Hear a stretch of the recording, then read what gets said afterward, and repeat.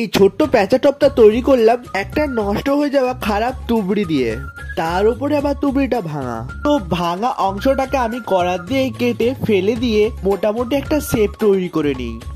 তারপর প্যারিস গুলে হালকা হাতে ওপর থেকে প্যারিস লাগাতে আমি শুরু করি। আগে গোটা গাটা ওপর দিকটা আমি লাগিয়ে নিই।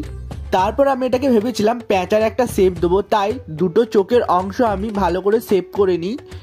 কোনখানে চোখটা করা যায়, চোখটা ভালো করে শেপ দিয়ে নিয়ে একটার উপর একটা আমি লেয়ার দিতে থাকি। তার উপরে একটু প্যারিস দিয়ে ওটা করে একটা ভুরু শেপ করে নিই আর একটা ছোট মোটো ঠোঁট বসিয়ে দিই।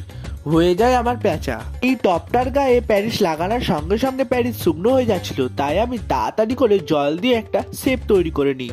কাজটা আমার প্রায় এখানে সম্পূর্ণ হলো। রং করার আগে আমি এটাকে সিরিজ কাগজ দিয়ে ঘষে পরিষ্কার করে তারপরেই রং করব।